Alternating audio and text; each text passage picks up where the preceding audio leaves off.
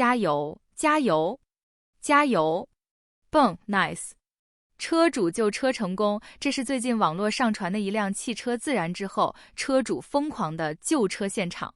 不知道该佩服车主还是该佩服车，都变火车了还能开，应该下次不敢再买新能源电车了。8月26日，一辆剁椒鱼头的小电车在马路中间突发自燃，这下好了，价值5800块的小电车直接变成了5块8。这还是我第一次见到剁椒鱼头的鱼刺，前脚还开开心心的满街溜达，后脚不知道什么原因就自燃了。等消防员赶到的时候，鱼头已经被人吃了，只剩下一个骨架了。但是来都来了，还是象征性的滋点水，当作给车架降温。有人就表示，怎么能烧得那么干净？难道只有车架是金属的吗？其他都是塑料的。是的，其他都是复合材料。一烧就没，这下让其他剁椒鱼头快乐不起来，不知道哪天自己的鱼头也被人吃了。同样是8月26日，山东菏泽曹县凌晨3点，一小区停放的新能源车突发自燃，导致周围的车一起被烧，一起导致8辆车被烧毁。从网友影片上看，现场火光冲天，伴随着大量的浓烟，不时还有爆炸声传出。当消防赶到后，经过专业处理才把大火扑灭。到第二天天亮的时候，火灾现场简直惨不忍睹，其中有一辆小车直接烧没了，车架都融化了，其他车也是面目全非，烧成了黑炭。目前事故原因还没有查明，估计第一个自燃的车辆要把底库都赔进去。有网友就表示，这要是发生在地下车库，那就惨了，整栋楼都有可能搭进去。有网友拍到在自己公司楼下，一辆新能源电车发生了爆炸，随后自燃。只见听到嘣的一声，当时他都快吓死了，然后就开始冒烟，没几分钟后直接燃起熊熊大火。从画面看，这是在一个公共充电桩，当爆炸发生还没有起火的时候，有旁边的车主迅速地开走自己的车辆，但是没有一个人敢靠近事故车辆。此时也不清楚里面是不是有人，这里也看出人们对新能源自然也是见得多了，以自己的能力根本救不了，还有可能引火烧身，还是早点远离的好。作为自燃小王子的比亚迪，最近又烧了一车新款海鸥，销量加20台。不知道还没有拿到车的车主看到自燃的新车会不会退订？当消防员赶到的时候，其实已经不用救，都烧没了，真是浪费水资源。不知道这次比亚迪的解释会不会又是拖车的轮胎着火了，导致20台车被烧毁。目前消防还没有正式发公告。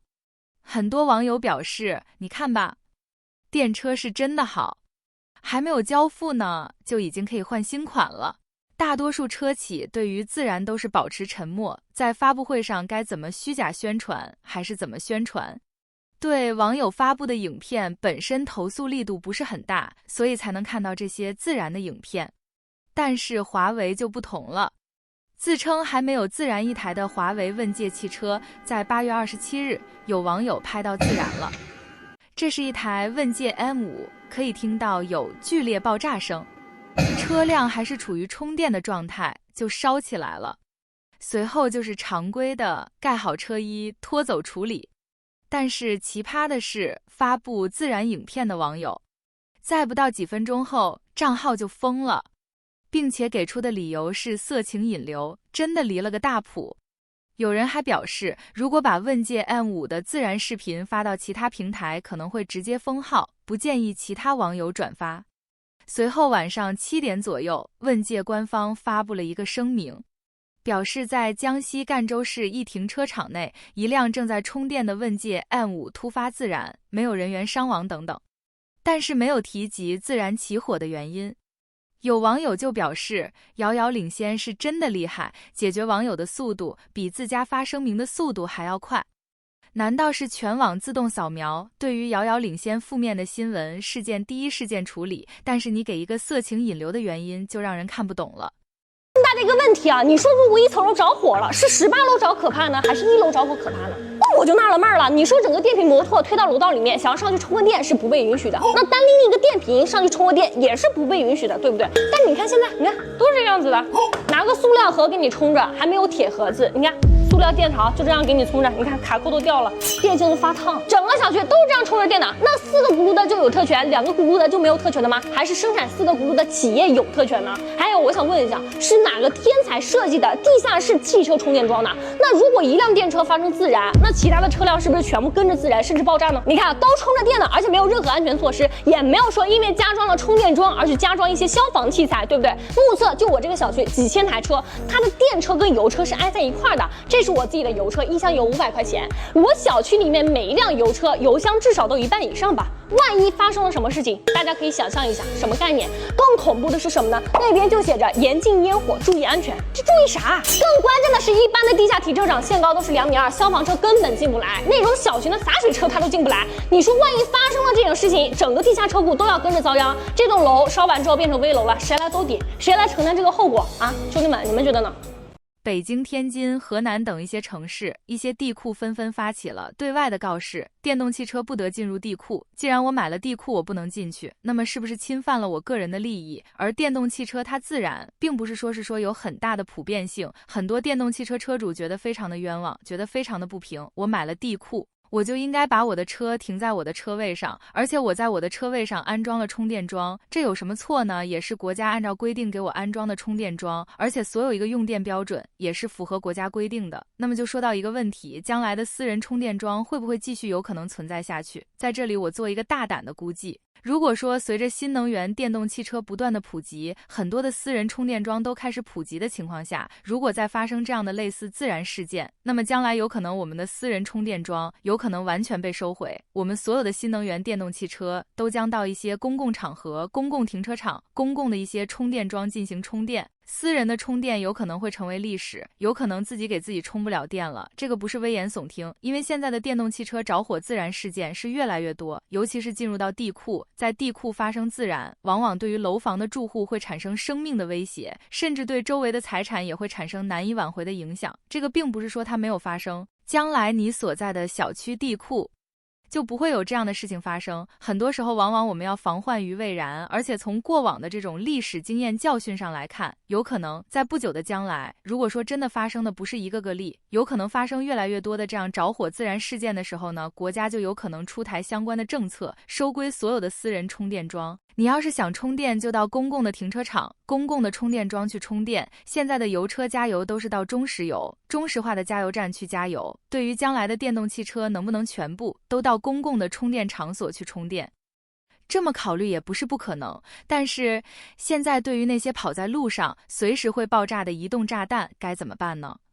什么车什么问题？我这是个特斯拉Model Y， 就是6月10号，刚好一家人出去开车去玩，刚过了红绿灯，车速很慢，他突然那个前备箱盖弹起来了，然后完全挡住了驾驶的视线。为什么前备箱盖会弹开？你碰了吗？没有，完全没有误碰，而且他在行驶过程中误碰也不可能打开。它的前备箱盖开启方式是物理的还是电子的那种？物理锁，就在前备箱盖底下按压的那一块。打开前备箱盖只有跑到车头按压一下，然后机械锁弹开这一种方式吗？在手机上或者屏幕上点击。你开车的时候，它前备箱之前是关好的吧？关好的，完全没问题。因为如果它没有关好，它屏幕上会提示。结果在行驶过程中，它突然自行弹开了，而且还把前挡风玻璃直接砸碎了，左下角和右下角这一块直接就是砸碎了。最关键的问题是，它弹开的时候力道特别大，挡风玻璃砸碎的同时，我是完全看不到前面的这个路况。平时正常打开情况下，它只能打到回弹到最后的那一下。那这个特斯拉怎么说呀？检测完之后，它只给回复，就说这个是一个机械锁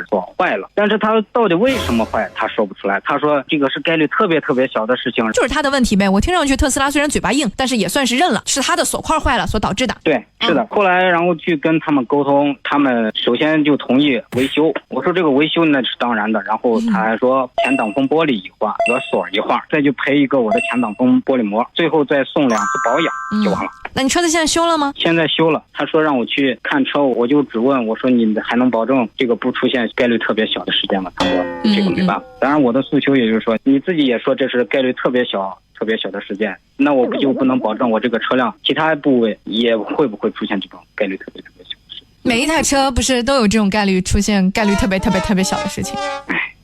就是我没理解你的诉求是什么啊？到底就是退换车。因为这个我已经不能保证它其他地方退换车退不了的，这车换车肯定都不可能的，这个就不用想了。购车1年是2.5万公里之内，需要核心零配件累计维修2次未果，相同部件累计维修4次未果，或累计维修时长超30天才能退换车。因为害怕是没有腾空退换车的，何况你是特斯拉的车主，特斯拉本身赔的就少，另外就是严格按照汽车3包执行，确实是没有办法退换车的。如果你害怕的话，可以把它卖了。这个我也想过，但是当时特斯拉跟我沟通的时候，他说更换这些部件之后，对于车辆出售不会有多大影响。但是经过我去二手市场去了解，前备箱盖一换，挡风玻璃一换，这个锁一换，他们直接就认定你这是不是个事故车，所以这个折价还比较严重，起码在5万以上。严格上来讲，你的那个前备箱盖打起来了，然后嘣一下敲到我们的前挡风玻璃，这确实是一种事故，只是说它不是撞击类的事故。还有个情况，特斯拉现在就是说前挡风玻璃膜，他是说送我另外一个品牌的一个3M 的膜，但是我原始贴的膜比他这个膜好，所以我就不想要他这个膜，我想的是让他给我直接赔我那个膜的费用。哦，你想要折现是吧？对。来吧，我们请特斯拉厂家上线。你好。你好，女士。王先生，特斯拉 Model I 行驶过程当中，由于前备箱的锁块坏了，所以整个前备箱盖打开了，敲到了车主的前挡风玻璃上，造成了车主前挡风玻璃破损，造成巨大心理阴影。多亏当时现场没有人，不是在学校、医院周边，前方没有什么自行车，不然的话，你特斯拉摊上事儿了，你这就不是一个简简单单的机械故障。那车主现在是第一，觉得这个赔的膜是3M 品牌的，没有他原来的膜好，看看能不能给他贴个好膜或者给他折现。同时对于2次保养他不太认可。关于赔偿的问题，我需要你们特斯拉找相关负责人跟车主这边重新再去聊过，车主本人也不想要车了，你们看能不能商量一个2手车的回购方案，至少在价格上按照没有发生过更换配件的价格进行预估，能不能谈妥就你们私下里具体的去谈。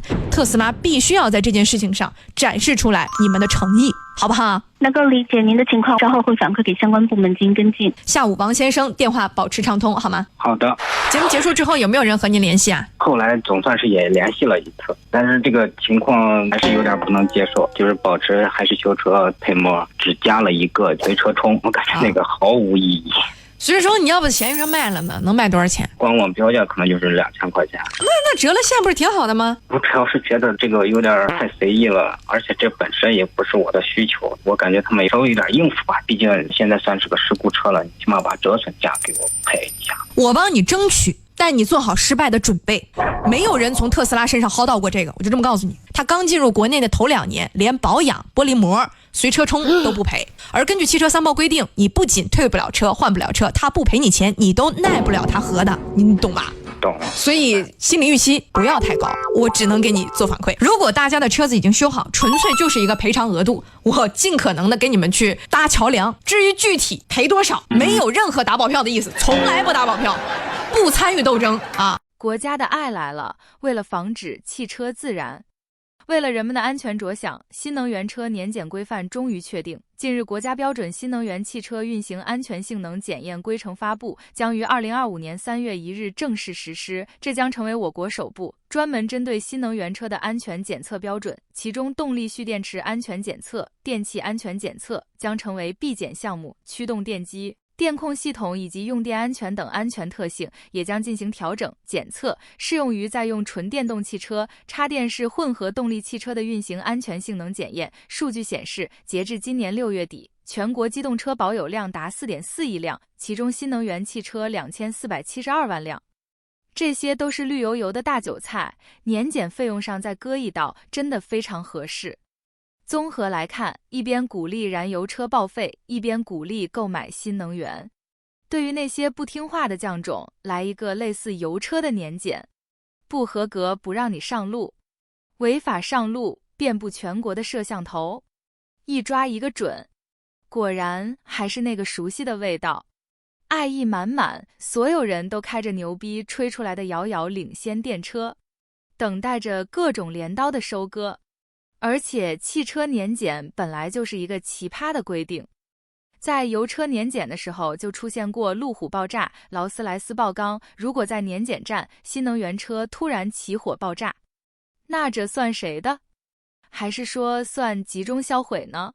这个里边可能会出现几个问题，上线检查的时候压差是有问题的，年检过不了，4S店检查说在他们正常范围值之内，没办法修，也不给你索赔，咋办？再一个就是年检不合格，买的新能源品牌主机厂倒闭了，没地儿修咋办？如果你是个油车，你车检啊，最多就是到头了就是排放不合格。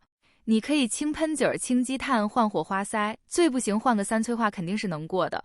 而且油车现在年检基本上都能过，你电车咋办？天塌了，同志们！第一批车电车到现在8年了吧？非油改电的也快6年了吧？如果检测有问题，你又不给索赔，我都能想到将来的这个打嘴架的场景。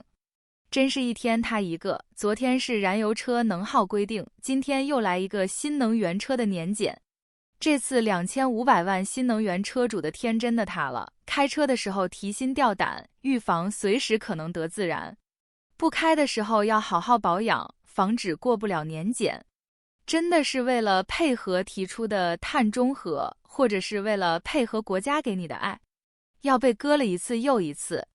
有网友就表示，难道收钱做了年检新能源就不自燃爆炸吗？这个应该参考2轮电动车各种国标出台后，确实没有自燃爆炸，只有产品不合格。有人就预测新能源检测新规将会有100亿级的增量市场。新能源韭菜们要加油，毕竟一开始那绿油油的车牌已经疯狂地暗示过了。是退伍军人，你就不你可以挂美国国旗？你有什么权利管我？我就有权利。你有什么权管我？我不管你，我带我高飞，我你个傻屌！中国跟美国的关系现在是越来越好，你个傻逼货，你在挑拨，你是在挑拨中国人民和美国之间的关系。你这个畜生说话，满嘴是愤，知道吧？身为一个畜生说话，知道吧？身为一个，我是挂什么？跟你们屌关系？跟你有什么屌关系？你怎么啊？跟你们屌关系？我挂什么？我挂哪国旗？跟你有什么关系？跟你毛关系啊？啊，你跟你毛关系啊？你怎么挂美国国旗？跟你毛关系啊？啊，你怎么跟你毛关系啊？拿报警！你死狗血！美国国旗给我撕了！把美国国旗给我撕了！你等我死！不是这样东西，把美国国旗给我！这是我的东西啊！你他妈比喝酒的搞什么东西啊？吃下去！把美国吃下去！撕掉！你都喝酒别在这走！我跟你讲啊，把门关起来！把门关起来！我不。